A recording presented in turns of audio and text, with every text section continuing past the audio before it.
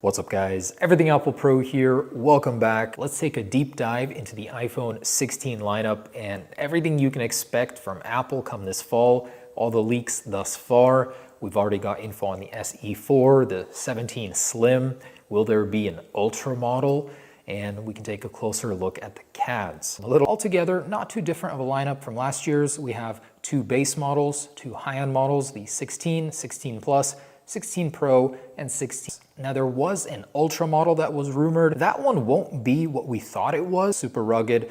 It's more of an iPhone Plus model replacement, and that's only happening next year, not all models. So that means the base models will have it now. And there's a new capture button. So the capture button is, Apple is looking to push the iPhone forward into the Pro sector of photography by giving it a two-stage shutter button. The Pro models are gaining 0.2 inches in the display sector, but overall, quite a big screen difference here, 0.2 inches. But again, because the Pro models are bigger, the button placements are changing, volume buttons are dropping.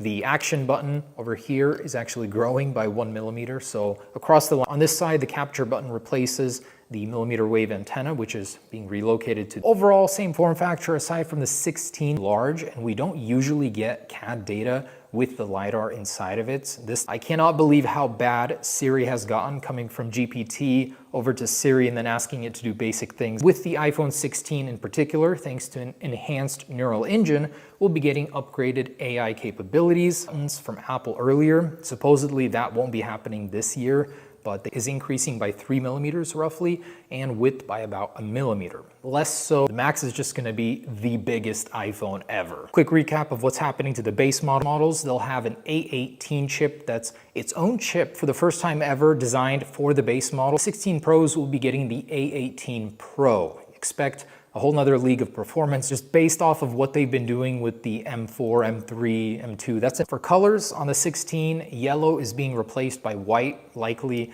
some subset of Starlight.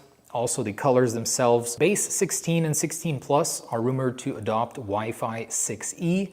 And the battery capacities have leaked. All of the batteries are getting bigger. Just like on the smaller Apple Watch models, Apple has been using a metal jacket for the battery, happening because of thermals, not because of density, or at least that wasn't mentioned. And in that vein, Apple is upgrading the thermal capability of the iPhones. I don't think we're getting the copper tubing like Samsung has, which would be a great solution. They are looking into graphene though. 16 base models are still not getting ProMotion.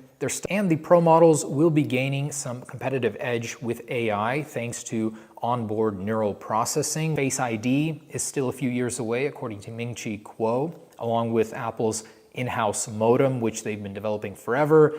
They're stuck a few years behind, and Qualcomm has announced that Apple has signed with them to. Regarding the Pro models, rose gold, or rose, is coming back according to several sources, replacing the blue color, sadly. Natural titanium will be shifting to more of a gray tint for the 16 Pros. There's a chance that the titanium may get more of a polished finish, more akin to that of color. Turning to the displays, the 16 Pros will feature BRS technology to make the bezels even thinner, so 1.5 millimeters compared to 2.2 on the current 15 Pros. And according to Instant Digital, the display may be getting 20% brighter in normal. Key upgrades regarding cameras. So the 16 Pro 6.1-inch model is gaining that tetraprism, 5x optical zoom, and a shaky rumor regarding the zoom capability on the 16 Pro Max. That may be upgraded to 3 to 5x optical zoom. On the 16 Pro Max, I'm not sure what that would translate. Exclusively on the 16 Pro Max model, the main 48 megapixel camera will be enhanced, so upgraded over the 16 Pro model. It's a new Sony sensor with enhanced dynamic range and noise reduction technology, slightly larger of a sensor too, which is always welcome. Both the Pro models are getting a 48 megapixel ultra wide sensor, which is welcome because no longer do you have to sacrifice between getting the shot. As for the A18 Pro, it's to remain a 6-core GPU with considerably enhanced neural engine with many more cores. 8 gigabytes of RAM on the Pros is continued. Not sure if there's any speed gains there. And the X75 is what Qualcomm is calling 5G enhanced. It's a generation between 5G already and 6G. Regarding the 17 Slim model is looking to replace and the 17 Slim is essentially a new altogether aluminum model, not titanium, and a screen size that falls in between 6.3 and 6.9 inches conscious. It's apparently going to be a monumental upgrade like the iPhone 10 was, and the 17 Pros are set to receive 12 gigabytes RAM standard. And looking past that, 2nm chips are currently being worked at 1.6 nanometers. Lastly, the SE pad, we can take a look at that in comparison to its derivative 13 shell. The notch also is from the 13. Only major differences, the camera lens and flash looks awfully small. I don't think that can't be the final size. Release date. And being a parts bin device, the SE4 is to reuse the iPhone 14 battery. Gen 6 is coming. Our folding lens, which easy on me with that one.